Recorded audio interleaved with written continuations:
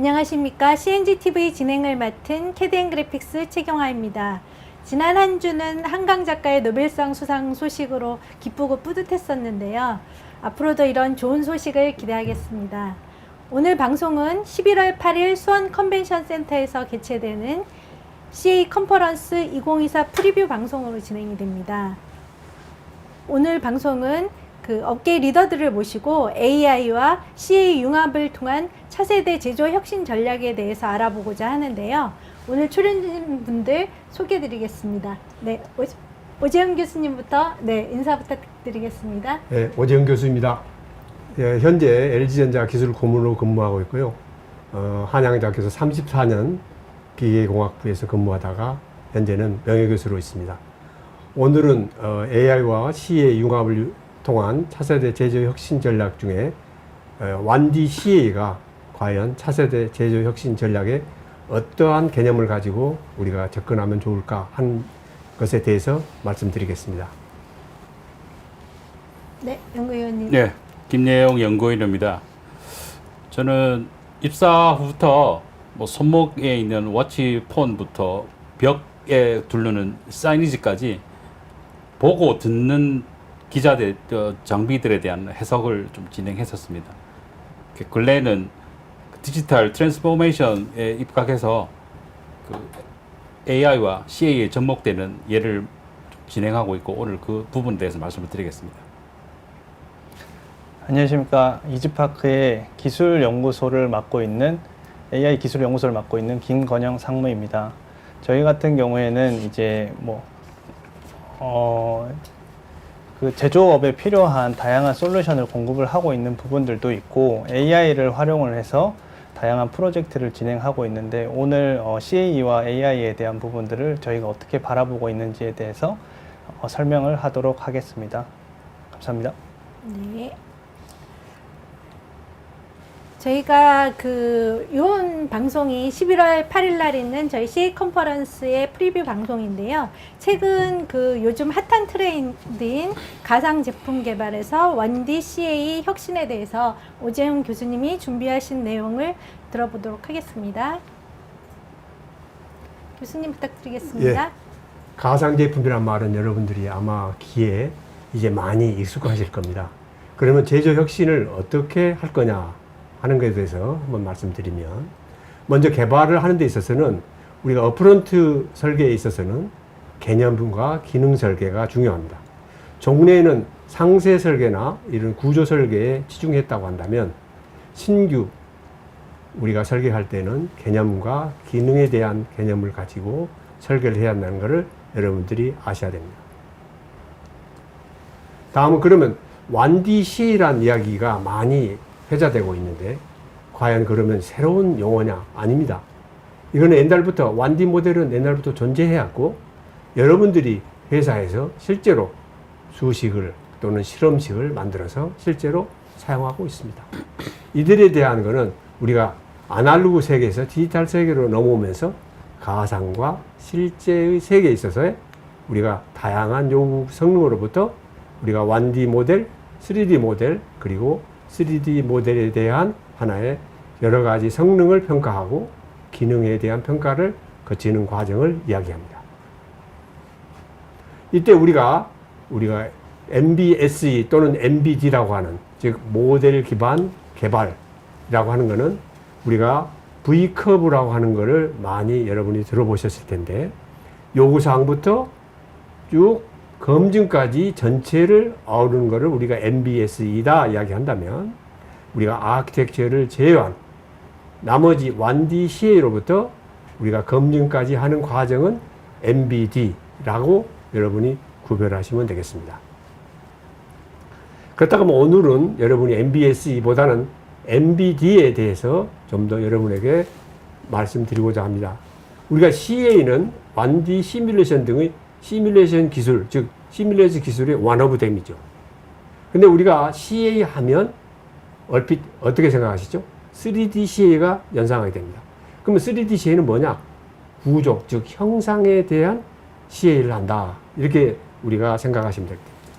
이때 우리가 MBD는 실제로 모델 기반 하는 거는 실제 프렌트에 대한, 즉 시스템에 대한, 기구에 대한 것과 제어에 대한 것을 통합하는 것을 우리가 MBD라고 이야기하며, 이때 모델 기반으로 한 하나의 모델을 어떻게 모델링하느냐, 즉 1D라고 하는 기능 모델을 가지고 이야기하는데요. 이 그림에서 잠깐 설명을 드리면, 이 그림 왼쪽에는 내부에는 뭐가 있는지 잘 안 보이죠? 소위 말해서 이게는 안에 들어있는 건 기능이다. 근데 기능은 알고 있지만 구조는 알 수 없는 거죠. 여러분이 아마 코로나에 걸렸을 때 체온 측정을 하죠. 어디서 합니까?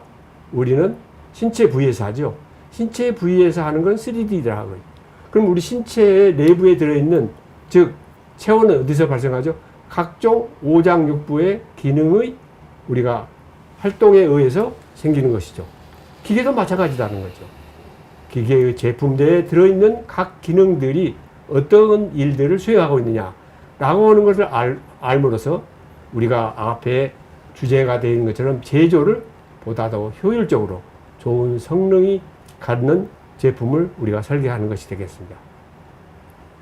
이때 여러분들이 항상 우리가 유념하셔야 될 것은 기능이라고 하는 용어에 굉장히 주목을 하고자 합니다. 이때 시스템을 수행하는 데에서는 기능과 기능 사이에는 항상 세 가지가 존재한다 합니다. 물질, 에너지, 신호라고 하는 것이 항상 고려되어야 되며, 이들에 대한 기능은 작동과 변환 그리고 작용이 이루고 있다는 거죠. 소위 말해 시스템 공학에서 이야기하는 인풋과 전달함수, 출력의 관계가 되죠. 이때 시스템에 대한 다양한 기능을 브록 다이어그램이나 아키텍처를 그려보면 각각의, 예를 들어서 자동차의 파워 플랜트나 컨트롤러 등에 대한 걸 보면 인풋과 아웃풋 관계가 주어져 있으며 각각의 색깔로 우리가 기능에 해당되는 물질, 에너지, 신호가 동시에 우리가 표시함으로써 도메인이 다른 전문가들도 동시에 같이 용이하게 볼 수 있기 때문에 유용한 하나의 도구로 사용할 수 있습니다. 이때 우리가 1D CA라고 하는 것은 1D에는 시간에 종속하는 우리가 복잡한 동적 거동 및 상호작용에 대한 수학적 모델을 이용하는데, 이때 우리가 1차원 의미가 아니고, 여러분 생각해 보세요. 자동차의 엔진을 전체 자동차 시스템에 봤을 때 엔진도 파워트레인도 1D 모델이라는 이야기를 많이 합니다. 1D라고 여러분이 생각하실까요? 잘 안 되죠. 근데 1D인데 뭐냐? 집중 상수계로 생각해서 입력과 출력에 대한 한 방향의 흐름이 있다 라고 한다면 이는 우리가 기능 모델에 해당되겠죠. 1D 모델은 오히려 1D 모델보다는 기능 모델이다 라고 하는 것을 알으면 좋겠고요. 그 다음에 1D 모델에서는 다물리기 거동을 우리가 용이하게 할 수 있으며, 특히 3D 모델에서는 힘든 제어기를 1D 모델에서 구현할 수 있다는 것입니다. 이와 같은 1D의 CA란 다양한 활용과 개발 환경, 그리고 효과, 지원 도구, 즉 인과적 모델링이냐 비인과적 모델링을 활용할 거냐 등의 1D CA를 실시하게 됩니다. 이때 이제 문제를 어떻게 우리는 그러면 제조 혁신을 할 거냐 하는 이야기죠. 우리가 제품을 설계할 때 어떤 경우죠? 만약에 시스템을 설계를 해서 시스템이 만약에 오류가 발생하면 어떻게 하죠? 오류를 시스템을 고치거나 아니면 기능의 모델에 해당된 걸 컴포넌트에 해당을 고쳐달라 이야기하죠. 만약에 시간이 없거나 여유가 없으면 어떻게 하죠? 우리는 컴포넌트에 대한 거를 정보를 정확하게 받지 못하면 시스템 설계자는 적당히, 물론 적당히는 아닙니다만 오버 디자인 하겠죠. 과설계를 하겠죠. 아니면 오퍼레이팅 조건을 좀 바꿔달라. 즉 성능은 좀 떨어지더라도. 다시 말하면 이와 같은 기능에 해당되는 컴포넌트에 대한 것을 설계를 중요시 않고 시스템에 대한 것을 함으로 인해서 우리가 설계에 의해서 만들어진 제품의 성능이 보다 효율적으로 혁신적으로 우리가 얻을 수가 없다는 것을 보여주고 있습니다. 이와 같은 거는 1D를 할 때는 우리가 예를 들어서 제품을 이미 알고 있는 양산 제품이냐 아니면 새로운 제품이냐 라고 나눴을 때 양산 제품은 먼저 구조를 그리고 기능을 그리고 원리로 또는 기능과 즉 신규 모델인 경우는 먼저 원리와 신기능 구조의 순으로 즉 블루오션을 할 수 있다는 것입니다. 이와 같은 거는 지금 보여드리는 거는 제가 40여 년 전에 학위 과정에서 내 바퀴에서 들어오는 진동이 CT에 어떻게 진동이 전달되느냐라고 하는 것을 시뮬레이션 결과인데, 이는 입력과 즉 기능에 대한 모델과 출력에 대한 3D 모델에 대한 관계를 나타내고 있습니다. 자세히 설명은 장표를 참조하시고 인풋과 아웃풋 관계에 있어서 특히 인풋 간에 서로가 뭡니까? 연성되어 있다거나 멀티 피직스가 되어 있다거나 이런 것들은 서로 독립적으로 하기 위해서 우리가 베이시언 이론을 쓴다거나 컨디션 즉 조건부 확률을 써서 분리를 하게 됩니다. 이때 1D와 3D는 시스템의 입력과 출력 관계로부터 시스템 공학으로부터 나오기 때문에 입출력 관계를 코시뮬레이션 하는, 즉 3D와 1D 관계를 코시뮬레이션 한 관계는 실제로 실험한 결과인 여기서 보는 까만 실선이 우리가 코심을 하는 녹색이 잘 맞는 것으로 봤을 때 우리가 1D와 3D 코심을 통해서 우리가 제품을 설계하는 데는 보다 효율적으로 활용할 수 있다. 단 1D와 3D의 코심을 할 때는 조심하셔야 될 것은 1D 간에 멀티 피직스가 존재하느냐 아느냐, 아니면 1D와 3D 간에 서로 상호작용 간에 서로 코리레이션이 있냐 없냐는 걸 판정한 다음에 사용해야지 무조건 코심이 좋다라고는 건 물론 아닙니다. 다음 우리가 이와 같은 것은 설계 즉 제조 혁신을 위해서는 어떤 설계 가이드를 제시해야 하냐면, 제품에 대한 기능 모델에 대한 주요 임자를 분석해서 그들의 고장이 어떤 것이 많이 발생하는가를 알아내고, 이들의 고장에 발생하는 영역이 다시 말하면 이 상하 영역으로 즉 어퍼와 로어의 즉 90% 플러스 90% 마이너스 90%의 간격 안에서 들어오고, 그렇지 않으면 내가 고장이 발생한다는 설계 가이드라인을 제시해 줌으로써 설계자가 자기 자신이 확신을 갖고 보다 자신감 있게 설계를 할 수 있는 방향이 되겠습니다.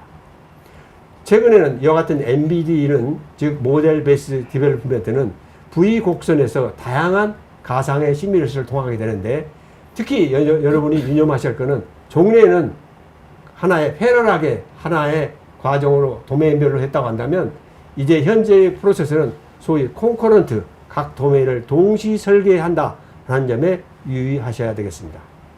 이때 우리가 가상의 환경에서 실제의 시스템에 대한 검증을 위해서는 즉 모델인 루프 시스템 즉 알고리즘을 이용한 시뮬레이션을 보다 정확하게 우리가 알고리즘을 확정하기 위해서는 실제 시스템을 사용하는 즉 RCP Rapid Control 프로토타입을 사용하여 얻어진 제어 장치 알고리즘을 코드를 생성하여 제어 장치에 임베드 시켜 이를 가상의 제품에 대한 시뮬레이션에 활용하는 즉 하드웨어인 루프 시스템이 반드시 실제 기계 시뮬레이션은 필요하다고 생각이 됩니다.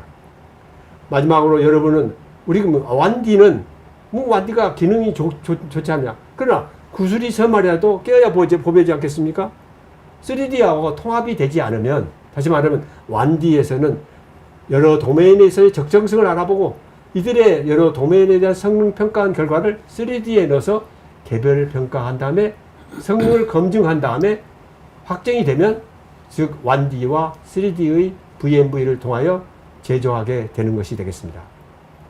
마지막으로 여러분이 오늘의 과제인 우리가 AI와 CA를 위해서도 마찬가지로 MBD에서는 1D CA에서 냉동 사이클에도 마찬가지로 냉동 사이클의 1D 모델을 ANN 즉 신경 회로망을 써서 즉 신경 회로망이라는 건 데이터가 많이 있다면 그들을 활용하여 우리가 충분히 수식화하여 다양한 시뮬레이션을 할 수 있는 하나의 역할을 할 수 있기 때문에 장차 1D CA에 있어서도 이와 같은 인공 신경 회로망도 많이 활용할 수 있다라고 볼 수 있습니다.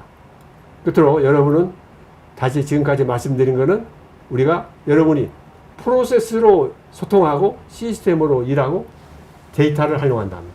다시 말하면 우리는 각자 가지는 데이터는 많은데 표준화가 되어 있지 않기 때문에 재사용하기 어려운 실정입니다. 여러분은 반드시 프로세스로 소통하고 시스템으로 일하고 데이터로 활용할 수 있는 함으로써 제조 혁신이 하는데 도움이 됐으면 합니다. 이상입니다. 네, 교수님 좋은 말씀 많이 들었는데요. 그 완디 CA에 대해서 이제 좋은 말씀 많이 해주시고 이론에 대해서도 정의에 대해서도 말씀을 해주셨는데 최근에 그 완디 CA가 굉장히 좀 주목을 받고 있는 것 같아요. 근데 왜 주목을 받고 있는지, 왜 중요한지 이런 거에 대해서는 좀 더 부연 설명을 해주시면 저희가 이해가 더 잘 될 것 같습니다. 아까도 제가 코로나에 대해서 이야기를 했었죠. 여러분 코로나 한 번쯤 다 걸려보셨지 않나요? 가끔 안 걸리신 분이 있더라고요. 그분들은 정말 천연기념물이죠. 네. 자, 그러면 아까도 이야기했지만 체온 측정을 어디서 하죠? 코나, 이마나, 손등, 우리 신체 구조부 표면에서 하죠. 이거 구조의 형상. 그 형상에서 나타나는 체온은 어디서 발생하죠? 어떤 기능에서? 아, 우리 내부에 대한 우리의 오장육부, 간, 실계, 내장, 소장, 대장, 소장 안 보이잖아요. 안 보는 그 기능들이 각자 작용해서 어떤 거는 체온을 막 더 올리는 게 있을 거고 어떤 거는 체온을 내리는 게 있을 겁니다. 이와 같은 건 기계 구조물을 보면 내부에는 다양한 모델들이 있다는 얘기예요. 이 모델들의 하나하나 역할이 전체적으로 통합돼서 이루어지기 때문에 이와 같은 기능의 모델을 즉 완디 CA를 실시함으로써 종래 3D CA만 하는 것보다도 원천적인 즉 소수에 해당되는 기능의 모델 완디 모델을 활용함으로써 제조를 보다도 혁신할 수 있는 즉 좋은 성능을 갖는 제품을 만들 수 있다 이렇게 이야기할 수 있겠습니다. 네, 말씀 잘 들었습니다. 그러면 다음은 현업에서 CA 관련해서 많은 고민을 하고 계시고 또 적용하고 계시는 LG전자 김영희 연구위원님의 발표를 들어보도록 하겠습니다. 네, 안녕하십니까. 저희가 예측 모델을 계속 만들어 오다가 이번에 인공지능 활용했던 어떻게 보면 실질적인 첫 사례를 말씀을 드릴 거고요.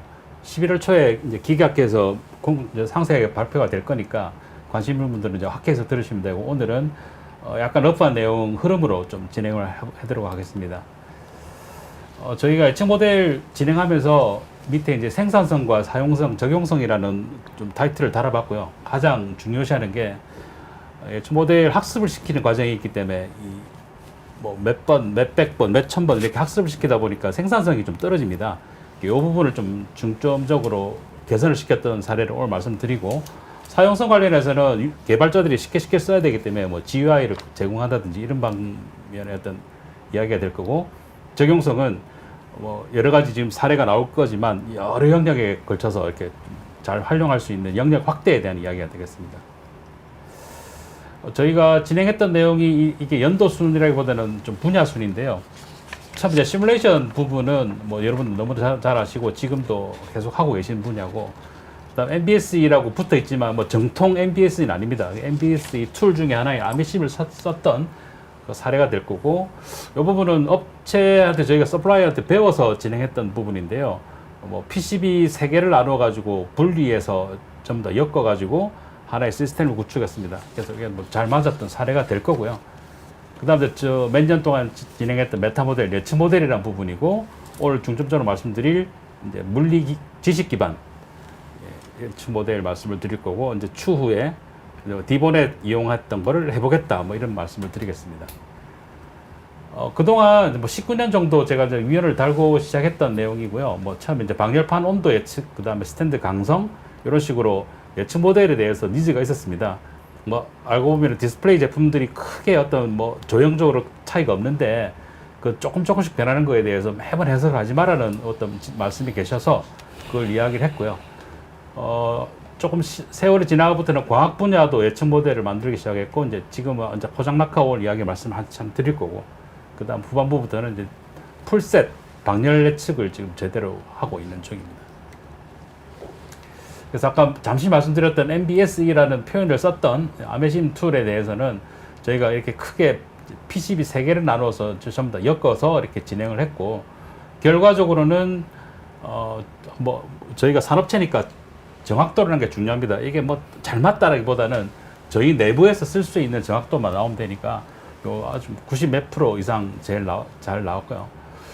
이때 제일 가치를 뒀던 저희 부분이 뭐냐면 학습을 시켜야 되는 다른 메타 모델에 비해서 아메심의 툴 이렇게 조성만 해놓으면은 요게 인자가 추가될 때 원래 메타 모델은 다시 학습을 다 시켜야 되는데 요 부분 일부분만 좀 바꿔서 진행해도 되는 바로바로 수정이 가능했던 부분이 좀 저희한테 크게 와닿았습니다. 그래서 약간 상세하게 말씀드리면은 이렇게 온도 변하면서 흐름에 대한 열 분포를 다 볼 수 있고요. 그다음 가시화에 따른 이런 당연한 뭐 비주얼 이것도 가능하다는 그런 내용이 되겠습니다.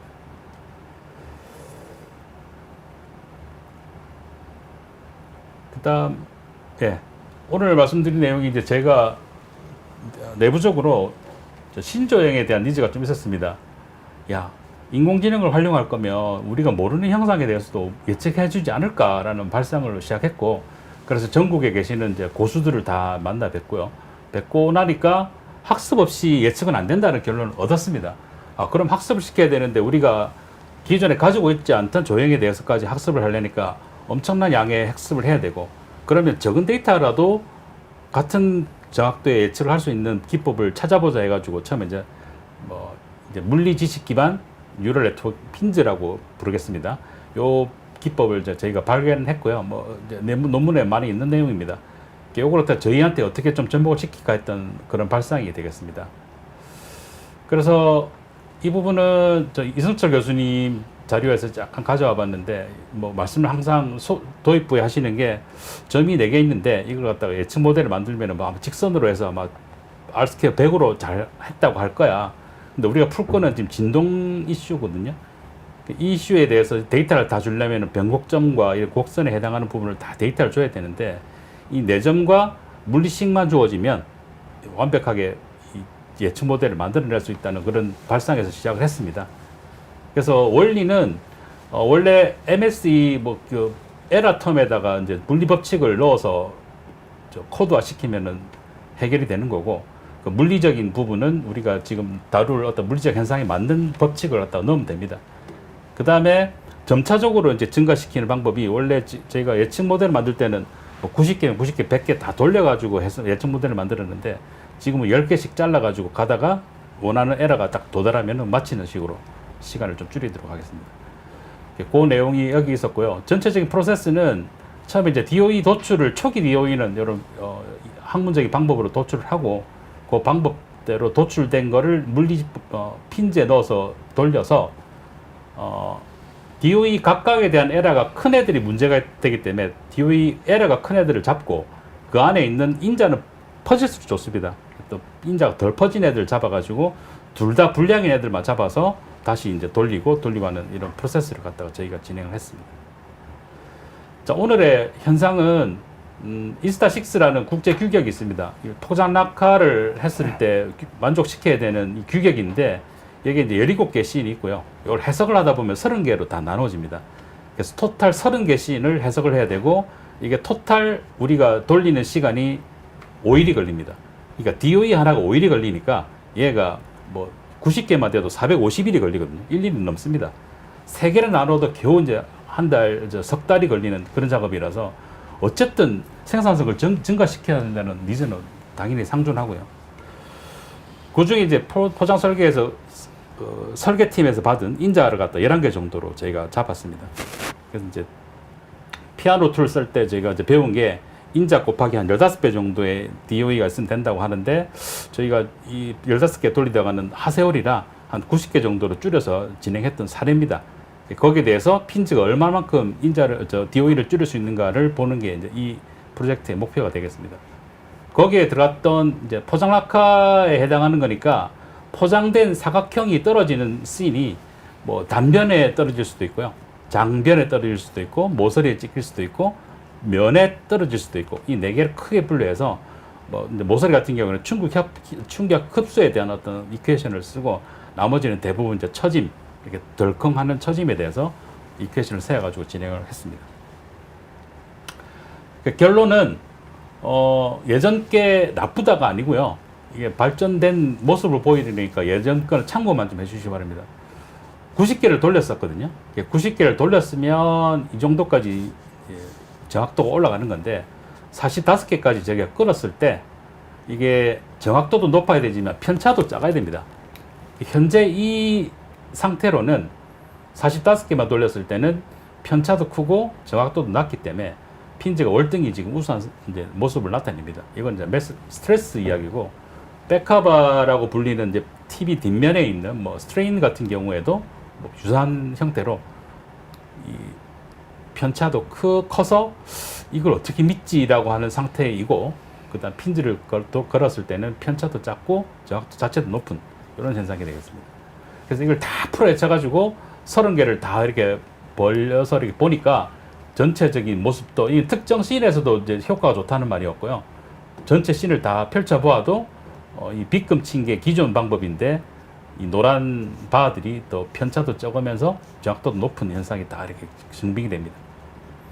스트레인이라고 아까 말씀드렸던 TV 뒷면에 있는 스트레인 같은 경우에는 더욱 이제 효과가 더 확실하게 보일 수 있습니다.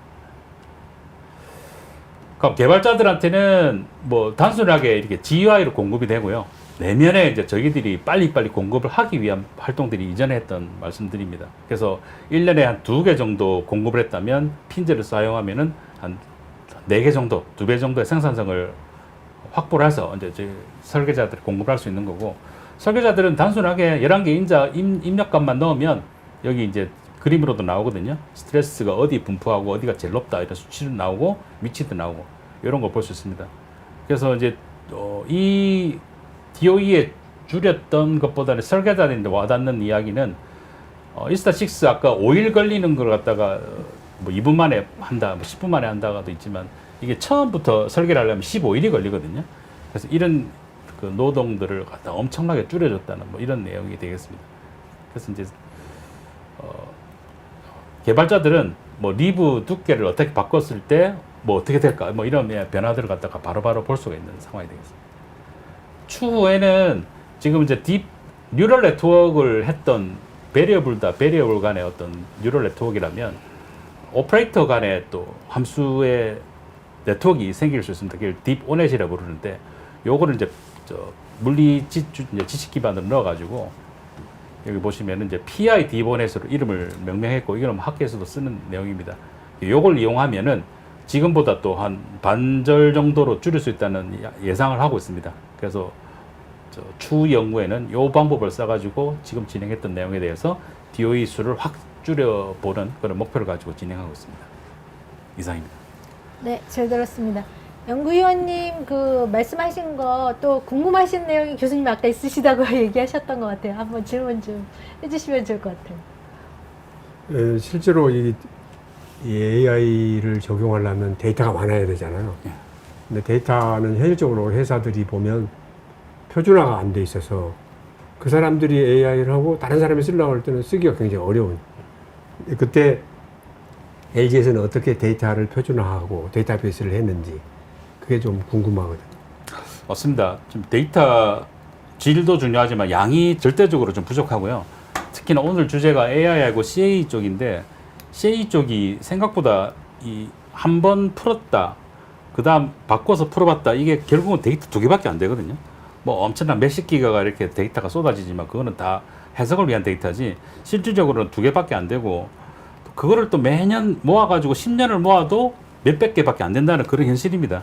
그래서 뭐 질도 질이지만 양이 더 중요하기 때문에 오히려 생성형 그 AI를 활용할 경우에는 A부터 B 형상까지 있는데, 이 2가지 형상에 대해서 중간에 형상을 일부러 생성을 만들어 가지고 이제 해석을 돌리는 그런 케이스가 있습니다. 그래서 저기가 표준화를 할 경우에는 목표하는 형상이 있으면 그 형상과 아닌 형상을 만들어서 그 사이에 생성을 해서 해석을 돌려가지고 표준화 작업을 지금 진행을 하고 있습니다. 그러니까 그 표준화 내에는 혹시 정형화, 즉 수식화할 필요가 있잖아요. 소위 시뮬레이션, 지금 CA를 하려고 하면 그 수식화된 거를 다양한 파라미터를 바꿔가면서 맞습니다. 뭐 예측을 해보고 성능이 나오는지 안 나오는지 설계 변경을 해야 되는지, 그렇기 때문에 이제 아마 두 점 간에 대한 인터폴레이션 하든지 해서 예. 수식을 하게 되겠죠. 예, 맞습니다. 예. 예. 네, 그러면은 뭐 더 자세한 거는 이따 끝나고 나서 들어보기로 하고 김건영 상무님 발표 들어보겠습니다. 네, 저희 그 이즈파크는 다소 솔루션 공급사이면서 다양한 솔루션들을 공급하는 걸로 알고 있는데요. 네, 발표 부탁드리겠습니다. 네, 저도 발표 시작하도록 하겠습니다. 아까 말씀하셨던 것처럼 저희는 이제 CA뿐만 아니라 제조 분야에서 다른 솔루션들도 많이 공급을 하기도 하고, 제조 쪽뿐만 아니라 뭐 제조 쪽을 넘어서 다양한 영역에서 이제 디지털 트윈에 대한 부분들을 실현할 수 있도록 도와주는 회사입니다. 저는 이제 앞에서 말씀하신 부분과는 조금 다르게 이제 솔루션 기반으로 어떻게 이제 AI와 CAE 융합을 할 부분에 대해서 간략히 설명을 좀 드리도록 하겠습니다.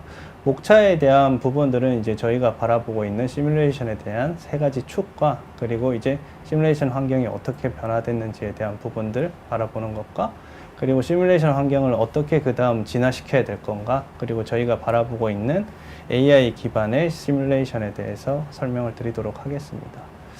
저희 같은 경우에는 제품 개발의 시뮬레이션에 대한 세 가지 축을 멀티 피직스, 그리고 모드심, 커뮤니티라고 보고 있는데, 커뮤니티 같은 경우는 아까 이제 저희 오 교수님께서 말씀하셨던 것처럼 프로세스로 소통하고 시스템으로 일하고 데이터로 활용한다. 거기서 이제 시스템으로 일할 건데, 우리가 전체 제조 전반의 프로세스에 있어서 우리가 가지고 있는 데이터들과 지식들을 어떻게 실시간으로 공유하고 협업하고, 그런 부분들이 이제 왜곡되지 않고, 그리고 이제 잘못 설계와 해석 간의 이런 어떤 버전 관리라든지 이런 부분들이 이제 미스 나게 되면 계속 재작업이라든지 비효율성들이 계속 발생이 되기 때문에, 그런 부분들은 기본적으로 이제 시뮬레이션에 대한 부분들만 비단 포함시키는 게 아니라 제조 전반 프로세스에 있어서 그런 부분을 깔고 가야 된다고 생각을 하고 있고요.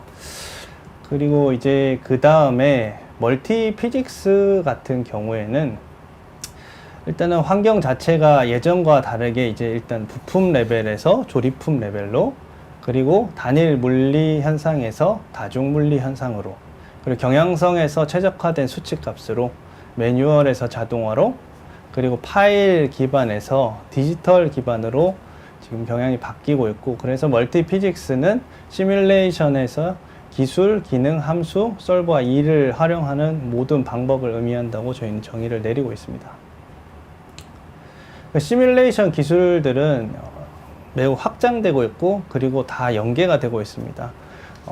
시뮬레이션의 영역에 있어서 뭐 구조, 그리고 유체, 전자기, 소음, 진동 해석, 다물체 역학, 뭐 이런 큰 구조에 있어서 이 독립적인 솔루션으로도 공급을 해서 운영을 하는 부분들도 있고, 통합된 플랫폼 하에서 솔루션을 운영하는 경우들도 있습니다. 그래서 여기 보시는 바와 같이 일단 제품 개발에 있어서 고려해야 될 요소들이 굉장히 많은데요. 일단은 그 배터리라든지 자동차 엔진, 그리고 플랜트까지의 설계, 그리고 이제 구조에서부터 뭐 전자기까지의 이런 검토, 시뮬레이션, 그리고 분자 레벨에서 어떤 어떤 도시에 대한 디자인을 하기까지 여러 가지 차원에 있어서 멀티 스케일과 멀티 피직스를 솔루션으로 연계해서 이런 부분들을 전체적으로 커버해야 할 수 있는 게 향후에 시뮬레이션이 나아가야 될 방향이라고 생각을 하고 있습니다.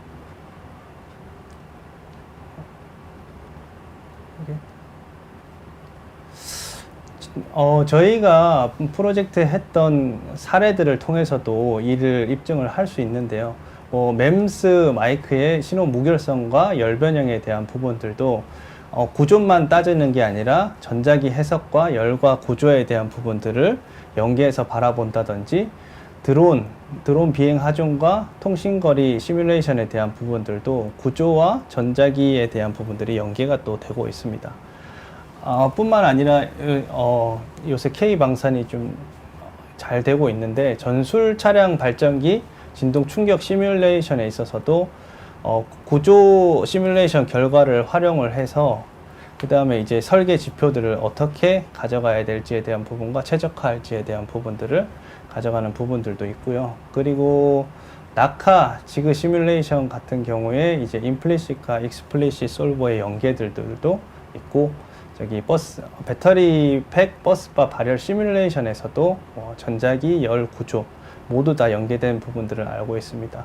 뭐 우측에 보시는 이제 원전 배관 결함 성장 시뮬레이션 같은 경우는 저 부분 같은 경우는 이제 균열 성장 평가를 위해서 반복적인 작업을 해야 되는데, 저 부분 같은 경우는 스크립트 기반으로 자동화 구조 해석을 할 수 있도록 제공했던 사례입니다. 이 부분은 조금 더 참고하실 수 있게 자료를 올려놨고요. 뭐 디테일하게 찍고 가기에는 시간상 그렇게 여유가 있지 않은 것 같아서 참고해 주시면 좋을 것 같습니다. 그리고 저희가 이제 세 가지 꼭지 중에 커뮤니티와 멀티 피직스에 대해서 바라보았는데요. 이게 저희가 그 시뮬레이션을 조금 더 효율적으로 할 수 있는 부분에 있어서 또 새로운 꼭지에 대한 부분들은 이제 모드심, 아마 처음 들어보신 분들도 있으실 텐데요. 모델링의 시뮬레이션이라고 해서 설계와 해석을 프로세스 간으로 일단 통합해서 운영하는 것을 이해를 하시면 될 것 같습니다. 시뮬레이션이 곧 설계입니다. 설계 엔지니어와 해석 엔지니어가 초기에서부터 이제 제품에 대한 성능에 대한 협력을 하면 제품에 대한 성능에 대한 불확실성을 줄일 수 있다고 생각을 하고 있고요. 그리고 이제 통합해서 운영했을 경우에는 유관 부서의 시스템 간의 어떤 변환하는 작업들을 로스를 좀 줄일 수 있고, 설계 변경이 발생했을 때 할 수 있는 비효율성들도 최소화할 수 있다고 생각을 하고 있습니다.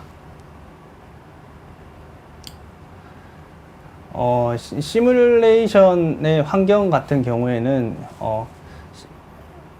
그 해석에 대한 어떤 지식이 조금 뭐 부족한 설계 엔지니어와 그리고 아주 고도화되고 전문화된 전문가가 활용할 수 있는 모든 환경을 통합해서 제공을 할 수 있어야 되고요. 그리고 이제 그 연계된 부분에 있어서들도 통합해서 아까 앞에 멀티피직스를 연결해서 하는 부분과 같이 솔루션으로, 그리고 통합된 환경들을 제공을 할 수 있어야 좀 더 효율적인 환경에서 설계와 시뮬레이션을 할 수 있을 것이라고 생각을 하고 있습니다.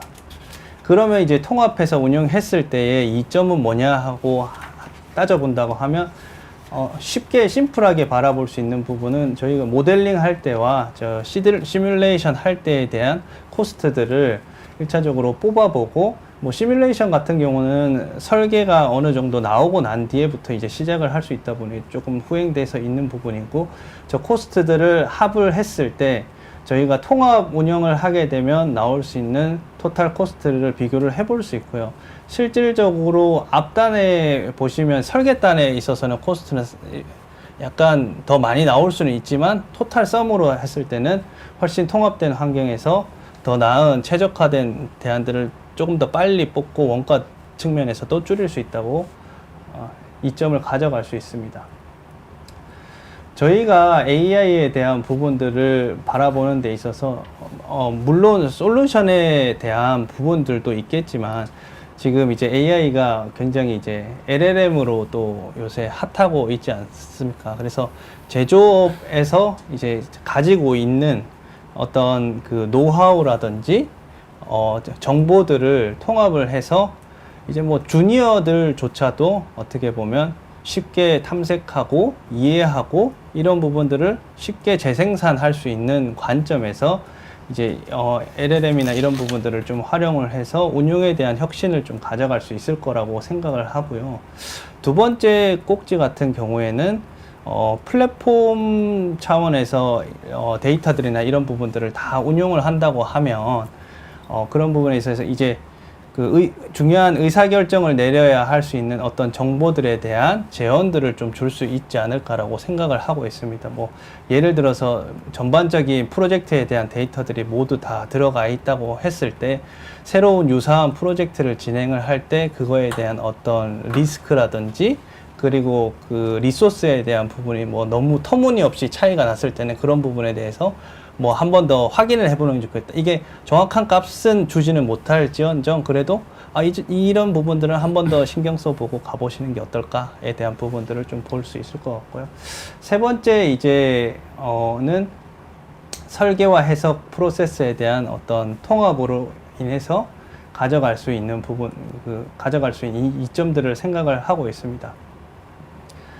실질적으로 이제 AI에 대한 부분에 있어서 뭐 통합된 환경에서 조금 더 메타 모델을 쉽게 만들고 많이 만들어서 학습할 수 있다고 하는데, 현실적인 부분에 있어서는 제가 볼 때 이제 설계와 해석을 통합하는 데 시간이 걸릴 수 있다 보니까, 설계 같은 경우는 이제 지오메트릭 데이터를 제너레이션 하는 부분에 있어서 좀 포커스를 맞춘다든지, 해석 같은 경우는 이제 AI나 머신러닝을 활용을 해서 조금 더 시간을 단축할 수 있는 포커스에서 맞추고, 결국은 궁극에는 이제 통합된 환경에서 그런 부분들을 좀 더 갈 수 있는 부분들을 이제 다음 넥스트 제너레이션이라고 생각을 하고 있습니다. 그래서 이 여러 가지 이제 그 사례들을 봤을 때 지금 시뮬레이션 프로젝트 같은 경우에는 이제 메타 모델을 만들었을 때에 대한 어떤 한계점들이나 이런 부분들이 있다 보니까 어떤 결과값에 대한 충실성이 가끔 떨어지는 경우들도 있고, 이제 한정된 지표에 대한 부분들만 이제 결과값으로 받는 경우가 있다 보니까, AI로 이제 접근을 했을 때 이런 부분들이 이제 좀 더 훨씬 나아질 거다. 속도에 있어서들도 이제 하고 어떤 지표에 대한 아까 한계점들을 좀 더 확장할 수 있는 거라고 생각을 하고 있고요. 속도에 대한 부분들도 했을 때 훨씬 빨라지고, 그리고 이제 결과값들에 대한 부분들도 이제 의구심을 갖는 부분이 있을 수 있는데, 실질적으로 이제 프로젝트에 대한 부분에 있어서 뭐 학습 양이 조금 부족했을 경우에는 그 실제 해석 결과값과 다른 경우가 있기도 했습니다. 근데 이제 그 학습 양을 늘렸을 때는 거의 유사하게 나온 경우도 있었다에 대한 부분에 있어서 훨씬 AI를 활용하는데 고무적으로 봐야 되지 않을까라고 생각을 하고 있습니다. 그래서 이제 AI를 활용하는 데 있어서 각각의 AI를 활용해서 부스트하는 면들도 있지만, 통합 환경에 있어서 좀 더 그런 이점들을 가져가 보면 제조 혁신에 있어서 조금 더 도움이 되지 않을까 생각을 합니다. 이상 발표를 마치도록 하겠습니다. 네, 뭐 굉장히 장표도 화려하고 그림으로 보니까 뭔가 앞으로 AI의 미래가 금방 다가올 것 같은 그런 느낌이 드는데요. 사실 저희도 이제 AI를 많이 사용을 하거든요. 그러니까 전문적인 영역은 아니지만 요즘은 어린이들도 다 챗GPT 안 쓰는 사람 없을 정도로 실생활에서 이제 간단한 것들은 참 차용을 해서 많이 쓰는데, 이쪽 CA 분야에서는 실제 AI를 얼마나 쓰고 있는지, 그리고 이 관련된 업체들이 AI 솔루션이라고 이렇게 캐치프레이즈는 걸고 있는데 실제 그거에 합당한 솔루션이 나와 있는지, 그리고 현업에서는 과연 얼마만큼 사용을 하고 있는지 좀 궁금하거든요. 교수님부터 이렇게 좀 CA 분야에서 AI가 어디까지 와 있는지 지금 그 얘기를 좀 해주시면 좋을 것 같아요. AI는 이제 데이터가 제일 문제가 빅데이터냐, 스몰 데이터냐, 또 가능하면 작은 데이터에서 뭔가 엣지가 갈 수 있으면 가장 좋지 않겠습니까? 그 다음에 또 한 가지는 이미 데이터가 있는 것도 좋은데 미래에 대한 걸 예측할 수 있는 메타 모델을 가지고 미래에 대한 예측 어떻게 할 거냐, 이런데 고민을 해야 될 것 같아요. 그래서 지금 아마 아까 이제 우리 김상무님이 이야기하신 거에 모드심도 모델링 하는 쪽은 1D고 시뮬레이션 하는 것까지는 1D까지 했는데 3D하고 어떻게 결합을 잘 시킬 건가, 이것도 이제 인공지능을 어떻게 잘 하려고 해서 3D 하다 보면 시간이 많이 걸리잖아요. 또 로마 시켜야 될 거 아니에요. 그때 이제 인공지능을 또 어떻게 쓸 거냐, 앞으로 로마 시키는 데도 AI가 어떻게 적용할 거냐 하는 것이 아마 화두가 되지 않겠나, 그런 생각도 해봅니다. 네, 윤 의원님은 또. 네, 저희가 예측 모델 만들 때 이제 뉴럴 네트워크 정도 썼을 때 인공지능을 활용했다고 발표도 하고 활용을 했었는데요. 오늘 말씀드린 것처럼 그 데이터가 적으면서도 높은 정확도를 나타내는 분야에서 이제 처음 저희는 적용을 해봤고요. 이 분야에 있어서 조금 더 저희가 접근을 해서 현존 이론에서 가장 작게 DOE를 가지고 예측할 수 있는 부분까지 한번 가보겠습니다. 가보고 근데 이게 점점 또 그렇게만 가면 너무 기술적 발전이 없을 것 같고 이후부터는 정말 인공지능의 뭐 인공이란 말 자체가 인공이지만 그래도 뭔가 좀 생각을 한다는 개념을 넣어가지고 실질적으로 아까 교수님 말씀하셨듯이 학습시키지 않았지만 논리를 가지고 예측할 수 있는 그런 분야까지 좀 제가 갔으면 싶습니다. 그래서 그 분야에 대해서 또 여러 전문가들 좀 만나 뵙고 말씀을 드려야 될 것 같고요. 그 방향으로 좀 진행을 하고 싶습니다. 네, 상무님도 좀 말씀해 주시면 좋겠습니다. 저희 같은 네. 경우는 이제 공급사다 보니까 데이터 네. 오너십을 저희가 갖고 있는 게 아니어가지고 1차적으로 가장 접근할 수 있는 부분은 이제 저희 엔지니어들이랑 아까 저희 쪽에서 얘기했던 부분들 저희가 갖고 있는 고객들을 접할 때 어떤 부분에 있어서 접근을 해야 되는지에 대한 데이터들을 저희가 이제 주니어들이 들어왔을 때 좀 더 이제 LLM을 활용을 해서 조금 더 쉽게 찾아내고 빨리 이해할 수 있고 이제 고객들에게 어떻게 대응할 수 있는가에 대한 부분들을 활용할 수 있는데 1차적으로는 사실은 접근을 하고 있거든요. 그래서 그런 부분에 있어서도 저희 같은 경우는 그래도 좀 고무적으로 볼 수 있는 부분이 있다라고 생각을 했습니다. 네. 질문이 많네. 네, 질문들이 지금 많이 올라와가지고 답변을 좀 많이 하셔야 될 것 같아요. 어려운 질문들도 있는데 일단은 완디가 많네. 교수님 네. 질문이 많습니다. 예. 주로 교수님이 얘기하신 거에 대한 질문들이 많은 것 같아요. 일단 그 이민수님이 뭔가 질문을 많이 하셨거든요. 그래서 뭐 MBD 프로세스에서 설계 관련 효율성을 획기적으로 향상시킬 수 있는 방안과 노하우에 대해서 문의드려요. 이런 질문들이 올라왔는데 네. 교수님 여기 나온 얘기들 좀 종합해서 원디 관련해서 원디 3D 함께 얘기를 좀 해주시면 좋을 것 같습니다. 예, 지금 오늘 설명을 좀 너무 짧게 했는데 MBD 하면 소위 MBD와 CA에 대한 차별성과 협조하는 것이 중요하거든요.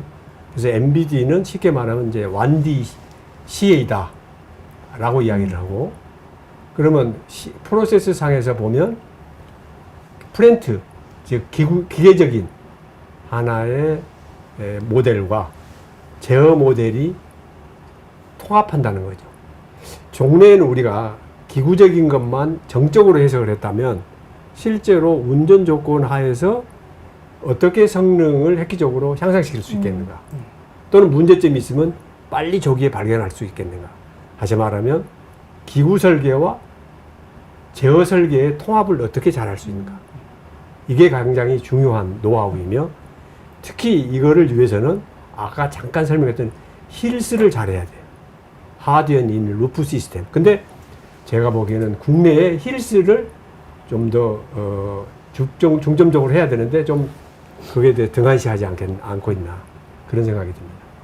네, 지금 뭐 이쪽 1D하고 3D를 함께 사용하면 뭐 이런 거에 대한 답변은 좀 된 것 같은데, 그 1D CA 프로세스 인공지능을 최적으로 적용하고 활용할 수 있는 방안은 뭐 어떤 것이 있을까요? 지금 1D는 지금 1D 네. 모델들이 다양한 1D 모델이 존재하지 않겠습니까? 그 네. 모델들이 3D와 인풋 아웃풋 관계거든요. 근데 1D 모델들이 모델 간에 이론식이든지 실험식이 다 명확하게 존재를 하면 좋을 텐데, 그렇지 않을 때는 실험식과 이론식을 하이브리드 시킨다거나 아니면 도저히 이론적으로 어려웠거나. 근데 제가 잠깐 주의하실 점은 대부분이 실험은 많이 가지고 있고 이론 귀찮고 잘 뭐 굉장히 어렵다고 생각해가지고 실험 데이터 갖고 어떻게 막 주무럭주무럭 해보고 싶은 생각이 들고, 뭐 방송에서 주무럭주무럭 한다는 좀 이상한 이야기지만, 그럴 때 이제 소위 인공지능을 많이 사용하거든요. 근데 현상에 대해서는 잘 파악할 수 있겠지만, 아까 우리 김 의원님도 이야기한 것처럼 또 저도 생각한 게 미래에 대한 성능을 예측을 하고 개선할 수 있는 방법으로 사용을 해야 되는 것에 있어서는 완디 모델을 하나의 수식 또는 실험식을 가능한 우리가 인공지능의 모델로 만들어서 활용하고자 하는 욕구들이 굉장히 많은 것 같아요. 어쩌면 귀찮으면 실험 데이터는 많으니까 뭐 그거를 어떻게 활용해 보려고 하는 그런 노력들도 실제로 중요한 것 같습니다. 네. 이용성님 질문인데요. 시뮬레이션에서 많은 경우 해석에 대한 다양한 수학적 모델이 존재하고 이에 따른 정확한 수치 표현이 가능한데 안을 사용할 때 이런 수치적 확정 시뮬레이션에 비해 어떤 점이 유리한가요? 라고 질문하셨네요. 예. 답변이 가능하실까요? 저기 조성영 이용석님 질문. 그게 예.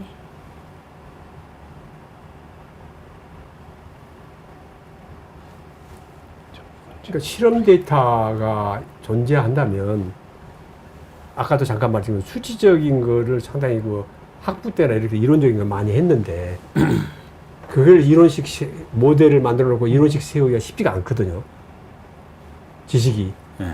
그러니까 AI라고 하는 방법은 툴은 저도 가지고 있고 남들도 다 가지고 있는 거예요, 그냥. 그러니까 그 툴만 이용하면 뭔가 모델식이 나올 것처럼 생각하고 있고 또 나오죠. 물론 정확도가 어느 정도로 담보하느냐가 문제는 되겠지만 그런 입장에서 앞으로 ANN을 활용하면 상당히 효율적으로. 다만 ANN이나 이런 걸 할 때는 우리가 레이어를 몇 층으로 할 거냐. 그거는 뭐냐면 인풋과 아웃풋 간에 전달 함수가 전달 경로가 몇 개로 잡느냐 하는 문제거든요. 결국 신경 회로망을 가도 결국 시스템 해석으로 가는 거거든요. 신호 처리에. 그러니까 레이어를 몇 가지 하느냐, 노드를 몇 개 할 거냐. 그게 이제 상당히 중요할 것 같고 서로 하이브리드 하는 게 좋겠죠. 수치적 하는 거하고 AI하고를 잘 병합해서 하는 것이 더 효율적이지 않겠나 하는 생각이 듭니다. 예, 문중님 질문은 굉장히 구체적인 것 같은데요. 하드웨어 인 더 루프 시뮬레이션을 통하여 MILS 관련 모델을 효과적으로 검증할 수 있는 방법은 무엇인가요? 이렇게 문의하셨는데. 아까 잠깐 그 힐스에 대해서 이야기 드렸는데 힐스요? 네. 힐스라고 하는 건 먼저 이제 모델 인 루프 시뮬레이션, 즉 알고리즘을 갖고 예를 들어서 아까 기구 모델과 제어 모델 간의 알고리즘으로 시뮬레이션 하거든요. 근데 시뮬레이션이라는 건 어디까지 시뮬레이션이거든요. 실제의 환경, 즉 경계 조건에 잘 안 맞아요. 그러니까 실제 리얼월드에 들어가서 예를 들어 자동차로 이야기하면 자동차가 있으면 그 안에 있는 파워트레인, 엔진, 그 다음에 이제 다른 모터, 뭐 전기장차 하면 그러면 예를 들어서 엔진을 할 때는 파워트레인과 모터는 하드웨어를 쓰고 엔진만 완디 모델로 만드는 거예요. 완디 모델을 만들어서 실험식과 이론식이 보다 더 현실감에, 즉 리얼월드에 가깝게 맞춰가는, 즉 레피드 컨트롤 프로토타입을 통해서 제어의 알고리즘을 정확도가 좋은 것으로 만든 다음에 그 정확도가 좋은 가상의 제어 알고리즘을 로마시키는 거죠. 그 칩화해서 PC에다가 인베드 시켜가지고 인베드된 것을 가상의 월드, 즉 디지털이 필요하잖아요.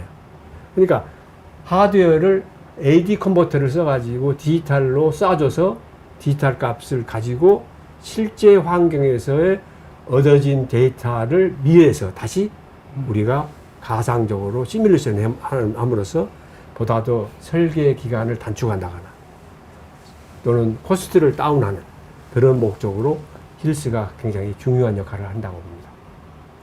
네, 다음은 조성영님 질문에 대해서 여쭤보겠는데요.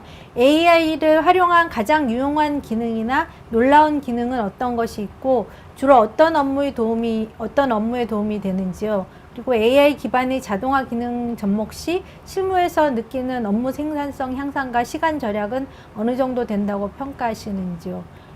연구위원님이 답변해 주셔야 될 것 같은데요.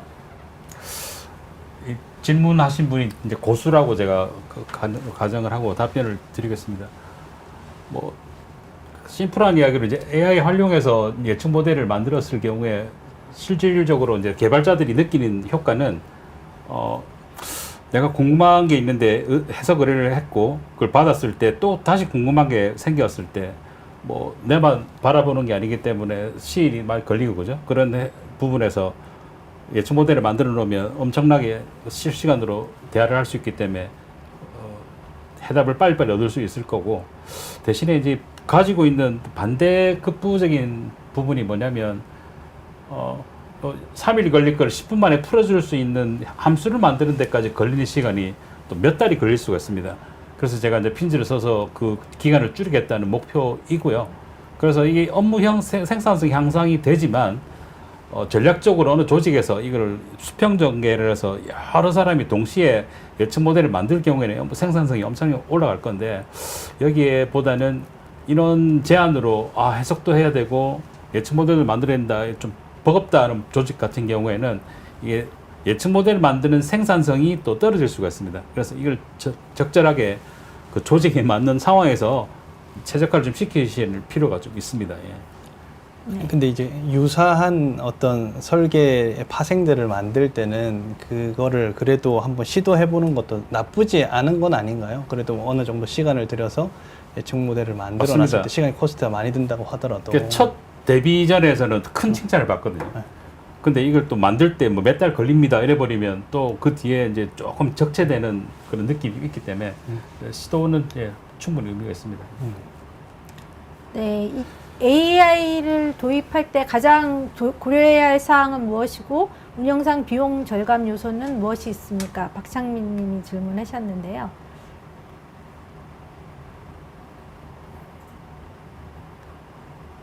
이 부분 뭐 혹시 뭐 모드심하고 관련된 건가요? 아니, 네. 뭐 모드심 관련해서 그런 네. 부분은 아닐 것 같긴 한데 그래도 네. 이제 뭐 업무의 로직이나 현장 노하우에 네. 대한 일단은 노하우들이 보통 데이터화 안 돼 있는 게 실질적으로 그게 제일 어려운 부분이잖아요. 뭐 CAE뿐만 아니라 어떤 제조 현장에서의 이런 뭐 캠 쪽이라든지 이런 쪽들도 다 이제 알고만 계시지 그런 부분들을 다 풀어놓지 않기 때문에 그런 부분에 있어서는 제가 볼 때 지금 현실적으로는 되게 어려운 부분이 아닐까라는 생각도 들고는 있고 근데 이제 그런 부분을 조금 더 이제 문서화하고 데이터화 할 수 있다고 하면 거기에 있어서 이제 AI를 활용할 수 있는 부분들이 이제 폭발적으로 늘어나지 않을까라고 생각을 하고 있습니다. 네. 박봉남님 질문인데요. CA에서 도면구조 상세 설계의 리버스 엔지니어링을 AI를 통해서 할 수 있는지 문의드립니다. 라고 하셨네요. 네. 리버스 엔지니어링하고 AI는 되게 밀접하게 활용이 많이 될 것 같은데 어떤가요? 그렇죠. 상세 설계, 리버스 엔지니어링은 양산 네. 제품에 대한 거거든요.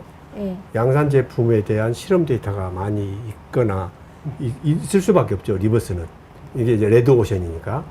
그러면 그거를 수식화해서 패턴화해서 그거를 이제 시뮬레이션 할 수 있기 때문에 주로 이제 토폴로지나 이런 데다가 활용해서 또는 배치 설계나 이런 데 활용할 수 있는 하나의 오히려 리버스가 아니라 그냥 그러니까 리버스 아닌 반대.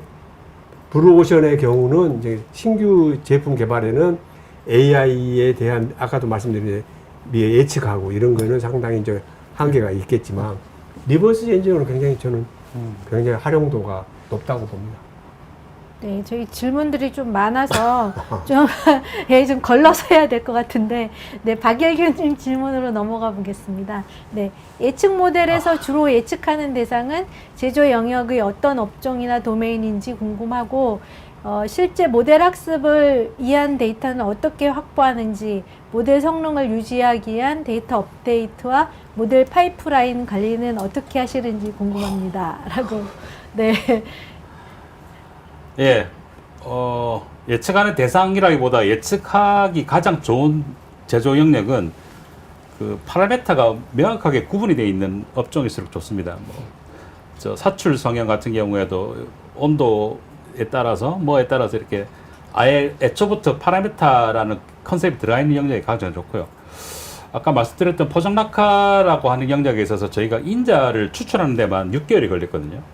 이 패킹에 어떤 인자를 건드려야 이게 정확하게 뭔가 좀 사람들이 궁금한 부분이 있을까 이런 부분에 영역에서는 힘들지만 또 중요한 영역이기 때문에 그 기간을 들여서라도 도메인에서 좀 파라미터를 뽑아내는 편이고, 그다음에 업데이트와 모델 파이프는 저희가 지금 저희 회사에서 디지털 여정이라는 어떤 컨셉으로 저희가 플랫폼을 만들어 놨습니다. 해석, 양산, 설계, 개발 모든 데이터들이 이렇게 흐르게 돼 있어요. 그래서 그 데이터들을 갖다가 나중에 모으다 보면 빅데이터가 될 겁니다. 그 빅데이터를 활용해서 인공지능을 활용해 가지고 큰 어떤 예측 모델, 메타 모델을 만들어 놓으면 모든 분야에서 뭐 하나의 인공지능 플랫폼이 만들어질 거라고 예상하고 있습니다. 네. 질문이 끝도 없어서 지금 다 할 수가 없을 것 같은데요. 메일로 보내면 답을 해드리죠. 네, 여기 있는 것들 나중에 좀 골라서 저희가 따로 좀 답변을 해드리는 방안을 좀 찾아보겠습니다. 네. 근데 이제 한 가지 우리 국장님 예, 저기 그 질문자보다도 네. 우리 김상무님한테 제가 좀 궁금해서 모두심에 그 세 가지 축 중에 멀티피직스를 강조하셨잖아요. 네. 저도 이제 옛날에 그 학위하면서도 그리고 현재 한국에 와서도 느껴본 게 요즘 회사들이 멀티피직스가 아주 유행해요. 모든 게 멀티피직스라고 생각하는데, 그래서 제가 도요타나 이렇게 프로젝트 할 때도 어떤 차량의 어떤 파워트레인과 뭐는 코리레이션이 도메인과 도메인 간에 예를 들어서 0.7 이상이면 멀티피직스를 고려해라. 이런 크라이테리언이 없으면 계산만 열심히 해가지고 멀티피직스 안 한 거나 똑같은 결과도 많이 나오거든요. 혹시 그래서 이런 것들이 사실 우리 기업들이 자기들이 가지고 있는 노하우도 될 수도 있고, 또 이 IT 회사들이 선진사의 경험을 좀 릴리스를 해줄 수 필요가 있지 않느냐라고 생각을 하거든요. 그래서 요즘 뭐 보면 멀티피직스가 유행병, 유행병처럼 돼 있는데 어떻습니까? 그런 그 혹시 크라이테리언이 있습니까? 어느 경우는 멀티피직스를 해라. 이건 안 해도 된다. 그러니까 예를 들어 스트롱 커플링 됐느냐, 위크 커플링 됐느냐 라고. 저는 그 경험을 배터리에서, 저는 회생 저거 할 때도 제가 멀티피직스에 대한 전기와 기계에 대한 거를 어느 정도로, 그러니까 어떤 거냐면 신호 처리라는 게 기구에 대한 타임 도메인의 시뮬레이션한 거하고 다른 타임 도메인끼리 코리레이션에서 상관계수가 높다거나, 상관계수가 높으면 전체 오버올 레인지 내에서 상관계수를 볼 수도 있고, 특수한 고유치에 해당되는 진동이나 제어에 있어서는 특수한 고유치, 주목하는 고유치별 커플링이 얼마냐라는 걸 알아볼 필요가 있어요.